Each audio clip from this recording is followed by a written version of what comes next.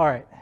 Before anything else, any web developers around here or messed with HTML, right? You played with HTML, have background with HTML? Good. Any UX designers? Of course, Preston here is my buddy. Anyone that's worked with VR every day in AR, also AR? And which tools do you use? You use Unity, you use Unreal in your VR and AR stuff? Yes. Both? A-frame? That's cool. In Unity? Anybody else that's been in AR and VR? Yeah, well, Unity and A-frame as well as Unreal. And Unreal? A lot of the tool belts, right? We just start using, all right? My goal tonight, or today, is to help you start thinking about AR and web AR and start experimenting on it, right? And just to get introduction, my name is Ron Dagdag. My Twitter handle is @RonDagdag. I'm a Microsoft MVP for Visual Studio. And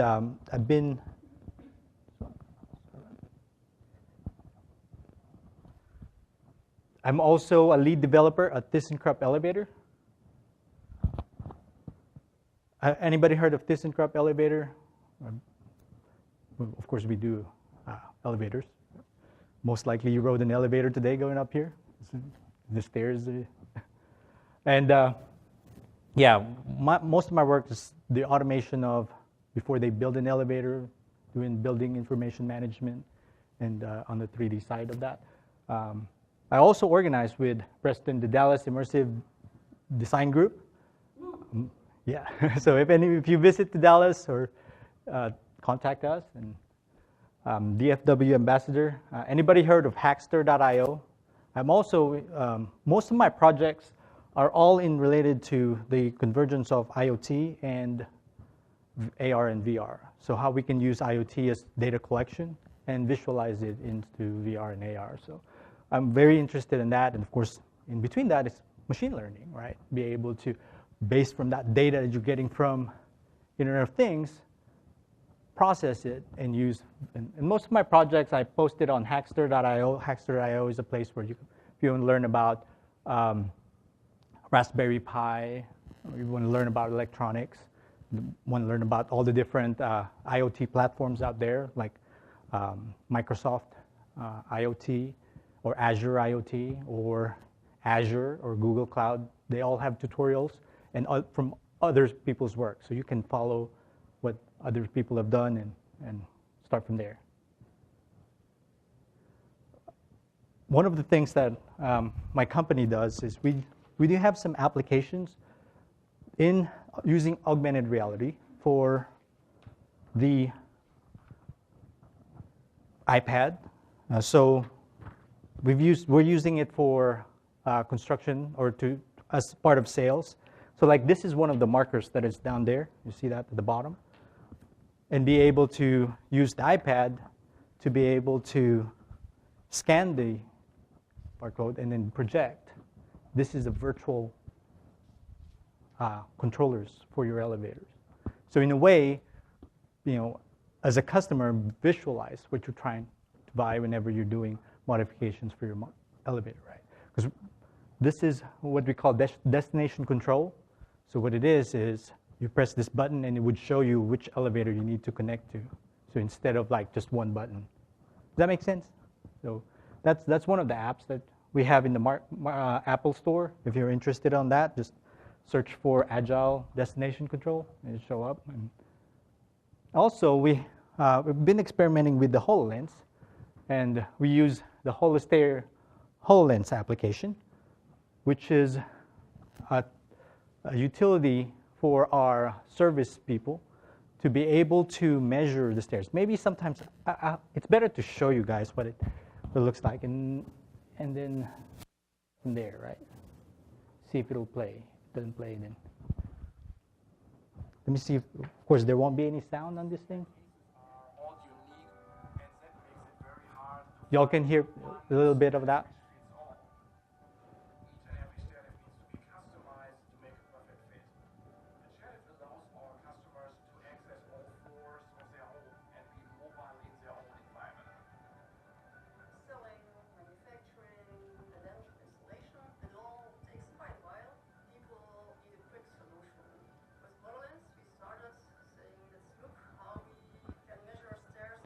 So, like I said, we work for the elevator company, but this one we use it for the stairs. We also deliver stair lifts.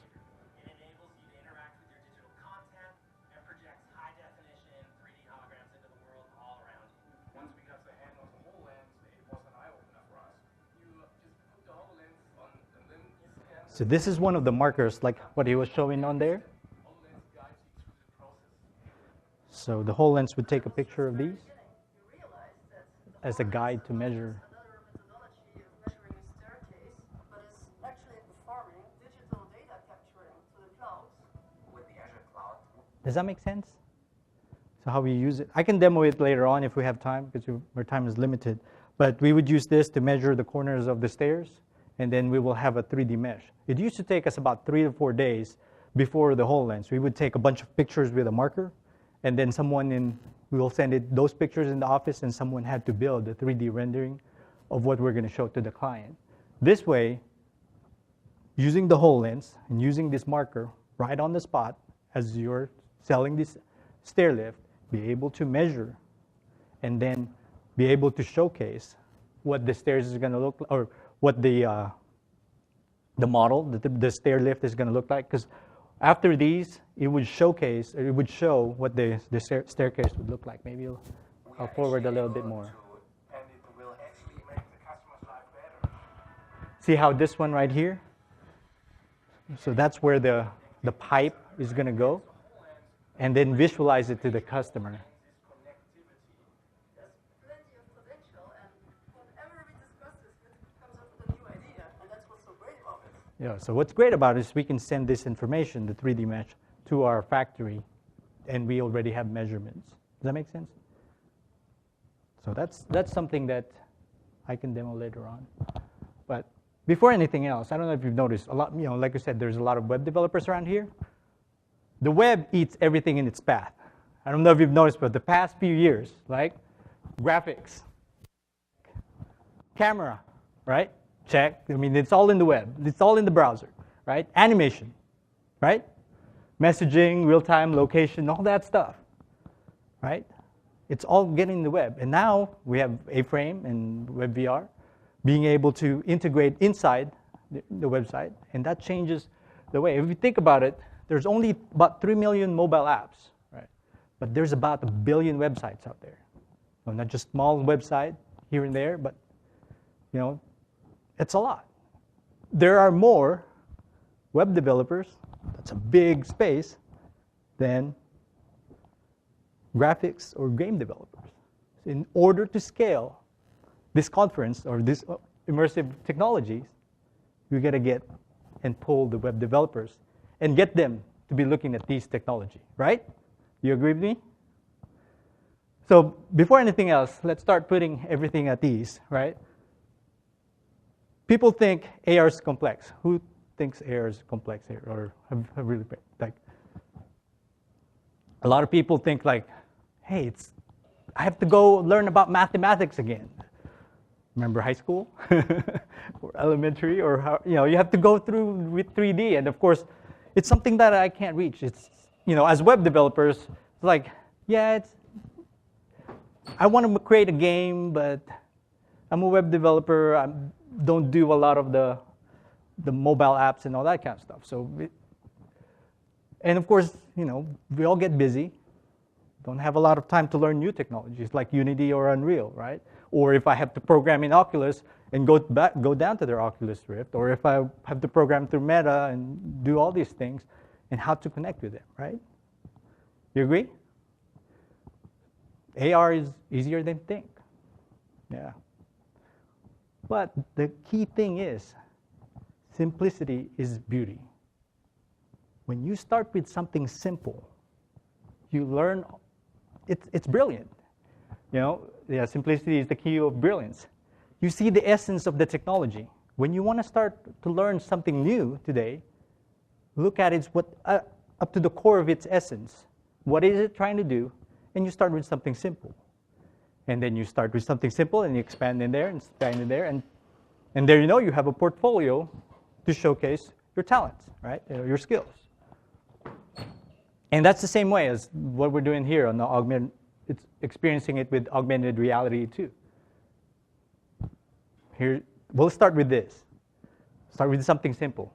Augmented reality in 10 lines of code. Not a lot of people could say they can write something in 10 lines of code. And there it is. Anybody can see what do you think the file extension of this one? Oh, well, it's A-frame, but also AR.js. That's right. That's right. Yeah. So, of course, this is .html because we're web developers, right? Yeah. So you can actually try this out in CodePen, and we can try it out. There's this marker. Of course, this is just to get it started, right? You get the marker. See if I can get it to go to that. Get that going for you. So you can see in full page. Full page. Hopefully, there you go. See that one right there? In 10 lines of code, you have something to show. You have this marker and be able to showcase the box.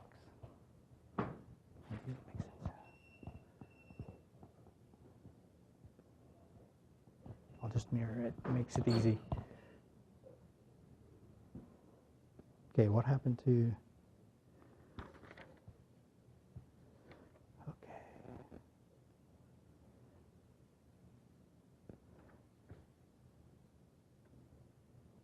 Where is it? Oh, there. You see it? Does that make sense? Let's break it down. Let's try it down line by line, right? First thing you do, you got to download that A-frame min.js and A-frame-AR. And I'll include the link, because it's a long line. But if you go search for AR.js, and these example, if you go to that code pen, it would give you the link. And I'll send the link to this site on my Twitter. And of course, including A-frame, which contains 3JS. So A-frame, anybody was with the talk with Mozilla? What is your name, sir, again? Oh, I can't hear it. Sorry, it's a little bit loud. Yeah. Rabipan? Yeah. So he's from Mozilla, and A-frame got started from Mozilla. And yeah, A-frame runs on top of 3JS to make it easy for us web developers to develop VR in the web. So A-frame and then A-frame-AR. That includes and of course, the usual body, right? In the HTML. And then of course the A-scene, which starts up the scene for your experience. And then of course it adds the AR toolkit component. And then be able to create an anchor and attach it and add the box to the scene, right? Make it transparent and then change the position.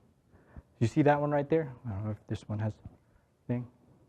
X, Y, and Z to determine how far is it from the marker. Does that make sense? Is it simple, right? Easy to catch, right?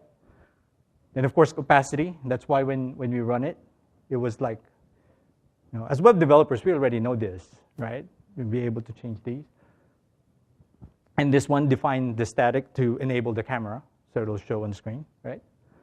And of course, the marker right here, this is the one that it's using by default. But you can change that. You can modify that and make it move as, it tracks it. So let's go back to it again. Look at it. Something simple. Okay?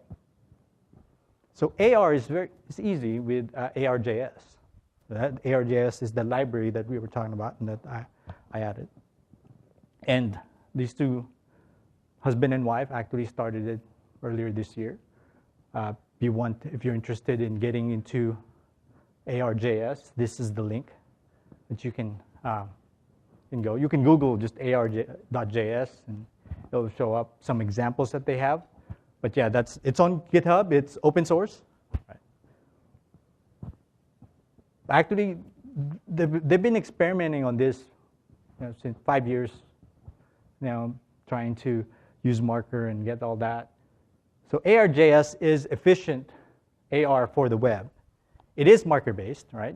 You still need the marker. But it's super fast marker-based. So depending on what you're trying to do, right, there's applications that this is good for. And then, of course, if you're, if you're looking into SLAM and the ARKit and ARCore, we'll talk more about later on. Okay? So let's look at one of the things you can do. See, it's become very efficient because this is running on a 2-year-old phone and be able to get all that marker stuff. Cool? Now you can add text and all that stuff, right? Let's see. So what is AR.js? The mission of it is making AR for the web a reality, making sure we can use it. It's very fast, like I said. It's web-based. It's open source, and it relies on standard. It's running on AR Toolkit, right? JS AR Toolkit 5. It's on top of that in order to detect the marker.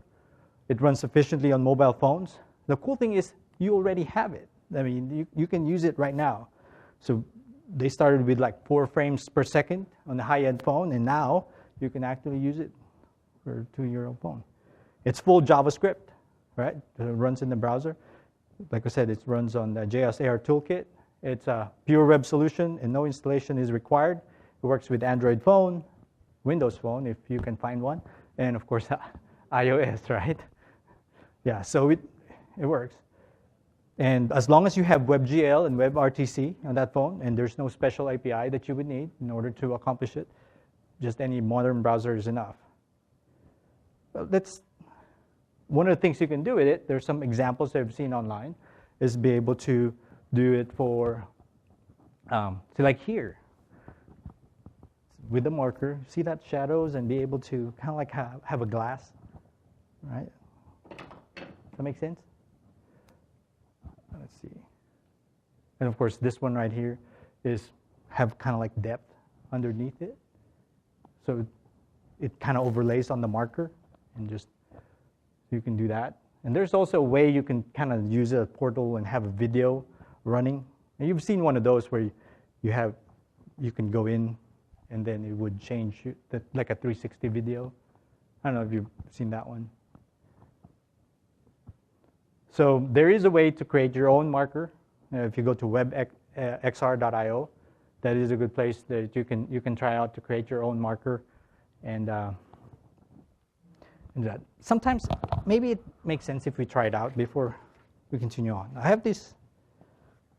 I'm going to give away my business card, and maybe it'll make sense if you try it out. Here you go. May not have enough for everyone. You want to try it, sir? Here you go. Oh. Everyone got one? Yeah. So this is, of course, a way to promote myself, right?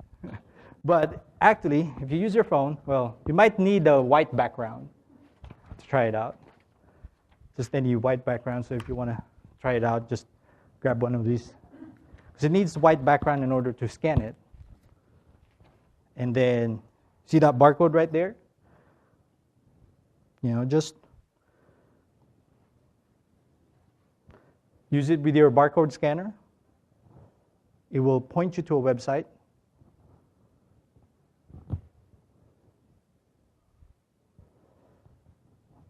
And then you'll have an AR experience on top of it. Maybe I can see if I can show you the video of it. Have it in one of the slides here.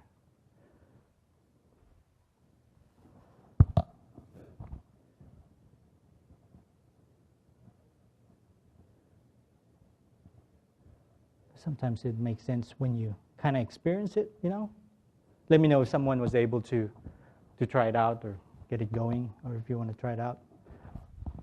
But you might need a white background, but it looks something like this. So you have a barcode, you scan the barcode, it points you to a website. Were you able to try it out?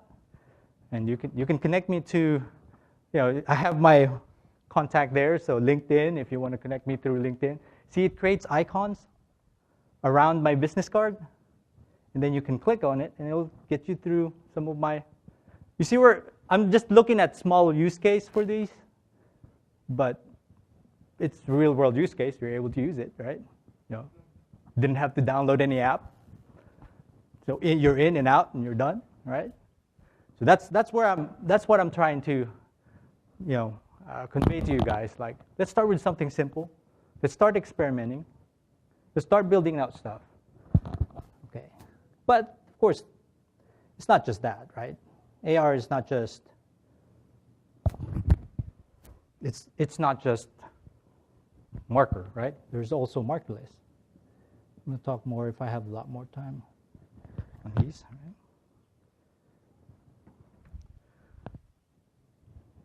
Of course, 2017, you've most likely heard of ARKit. Anybody have tried ARKit or haven't tried ARKit? Hopefully everyone have tried it. You haven't tried it? Oh, wow. So, of course, I don't have an iPhone X, so I won't be able to demo, but I have an iPad, and we may not have enough time, but after session I can show you how ARKit works. But at the end of the day, it is a way to track, and it's a way to do markerless tracking, right? In your application, to do a hit testing in the real world. That means being able to detect surfaces, right? There's a surface in this chair, there's a surface in that floor. All using the monocular camera, or with available monocular camera. So of course, this changes everything. This got people excited about AR and reinvigorated the whole community and say, hey, let's try to look at AR. So Apple is the best. I mean, you can see, but it's not because of the accuracy. Actually, HoloLens, which Preston over there is wearing and is doing his clicking, is more better tracking. The good thing about the HoloLens, it can detect walls, the ceilings, and even meshes around objects, right? Anybody have tried the HoloLens? Yeah, so ask him if you haven't tried it, and he'll demo it anytime. Of course, Tango. Anybody tried Tango or one of those older phones? Or actually new. But the difference about the Tango is it has a special camera just for AR, right? And of course, most of those are expensive. You have to buy something, right? You have, HoloLens is about $3,000, and of course, the Tango, you have to have a new phone in order to experience. So Apple promised iOS support. So AR is included in your pocket. You got it by default. So if you have the new iPhone, it'll show. Or if you have one of those iPad, the 2017 iPad. So ARKit is the step for user adoption, right? You get people excited, and all thanks to monocular camera support. Wait a minute, have you heard of monocular support? What is it? It's just a fancy word of webcams, right? Any webcam you have, be able to use just regular webcam. Computer as a webcam, your phone as a webcam, right? You can use now. So even old phones may be able to use ARKit. And it was the key. That's the key. And of course, everyone is impressed, but it's scary. We don't want to do any religion war, but it's, I know how Apple, it's tightly controlled, right? They do what they're going to do. They want their store. They like their store a lot. They want you to buy an iPhone, and they want you to buy it on their store. So, of course, Twitter have a lot of demos, right? But most likely, Apple's not going to, well, with Apple being, looking into the Safari, being able to open up with WebVR and all that stuff, it might change, but for now, there's no plans of like having web AR on iPhone and all that stuff. So web AR versus native for devs. The cool thing as developers is you write it once, the same code would run for both, right? For iOS and Android and phone. And of course, use the same technology, and there's no need for that. For users, it's just easy. You've experienced it. You're able to get up and go, be able to experience the AR. And it's all on the go. And then, of course, ARKit is great. We already talked about it. You already seen that AR core, right? And a lot of demos on Twitter. If you haven't checked Twitter, they're expanding on all these different things. And of course, now they've introduced AR core. Anybody heard of AR core? That's the Android world of things, right? So it was released August 2017, and after 2 months, it got released. It's about the same as both. So if you want to understand how the technology is, there's a little bit difference, but of course, everything changed again. Of course, Google, as big as it is, it owns 88% of the market. So 12% for iOS, and then you have 88%. So how, after all these, like, how is this relates to the web, right? I mean, I started talking about ARKit and AR core. It's like, what is, I need to create an app in order to build in one of the, to experiment on one of these or prototype in one of these. Well, good thing Google saved the day. They created the Web AR on AR core and Web AR on ARKit, and there's Web AR on Tango. What? Web AR on what? Right? Web AR on what? Right? Those are the applications that you can download. You can compile as a developer. So it's a special browser. But eventually, the way you see it is going to be integrated into Chrome. But it is descriptive. So if you want Web AR on ARKit, go to those experiments and be able to download that browser, install it in your phone. Right now, it needs a developer key in order to compile it on ARKit, in order to have that capability. But eventually, it'll be part of Chrome. Just that. Of course, I don't work for Google, right? But that's their goal. They want to start the standard, right, to help it. And then, of course, the consortium would decide what needs to happen, right? But it's just a modified version. So what's the difference between the two? We already talked about that. It's just the companies. ARKit is Apple. AR core is Google. It's available on iPhone and iPad. AR is for Android devices. Okay. So now this would expand and really reach for both. Won't AR core move over to iOS with the Chrome update?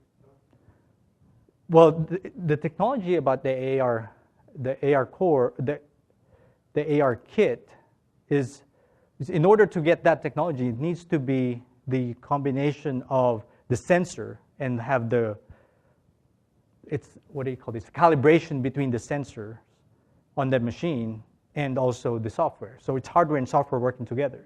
So of course, iOS or Apple won't give that technology. So they would own ARKit. But at the end of the day, these were just going to be underlying technologies to accommodate the Web AR for both. Does that make sense? Yes, sir. Sorry, you say that even when AR on Chrome gets developed, it still won't work on iPhone? Is that what you're saying? Yeah, so Web AR, it would just be on top, yeah.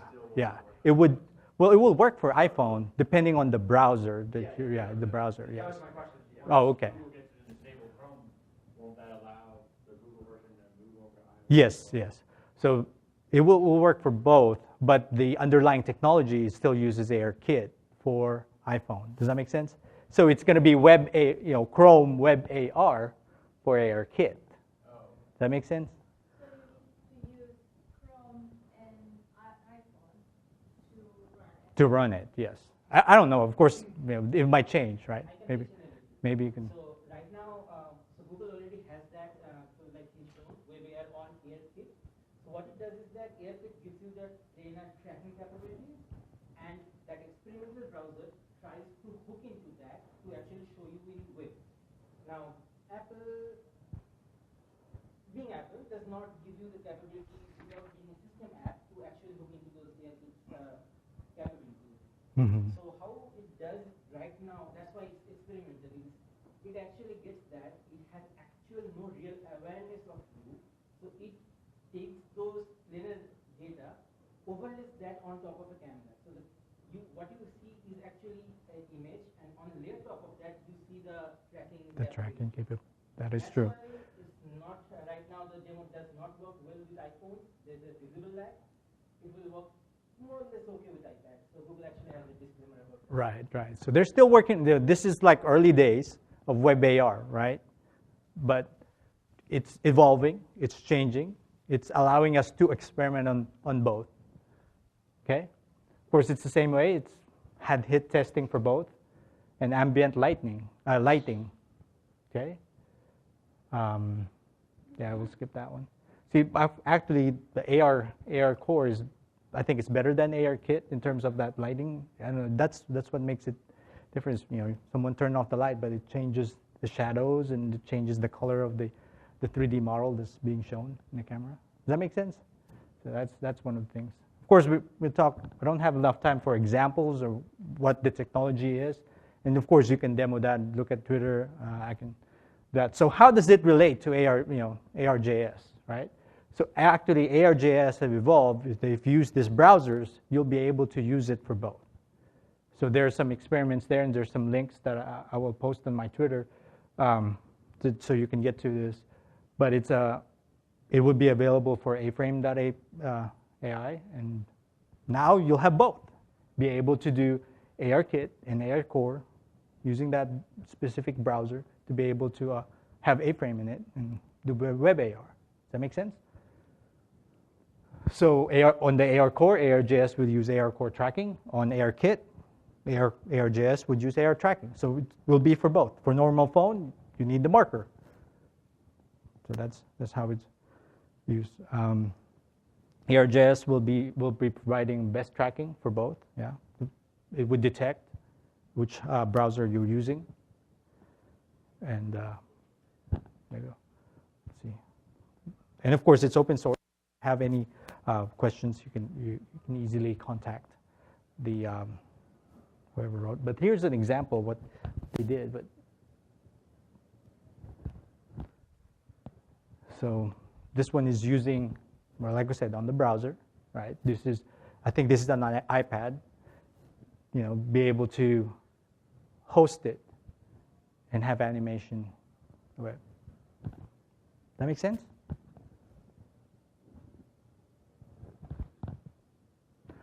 There's also some alternatives that you can use this as part of your library. So if you don't want to use AR.js, there's this experiment to be able to access it using A-Frame. This A-Frame AR, and here are some links of examples that I can demo. This one is simpler because there's no like special logic for frame. This one only works for web AR on AR Core, web AR on ARKit. So these examples right here. And, I think I'm running out of time. We got everything else. Do you have any questions so far? So one example is I just want to show you guys. What are the things you can do just to get you thinking? Of course, Pokemon Go, right? Be able to try out and maybe we can use it on the web. Maybe there's no app download. Of course, PlayStation used to have these capability where you have these special cards, and then it would detect those cards and be able to create a experience, real-world experience, right? Amazon, there's a few days ago, they just released a new app for AR. Is it AR Core that they have on the Amazon? Or ARKit?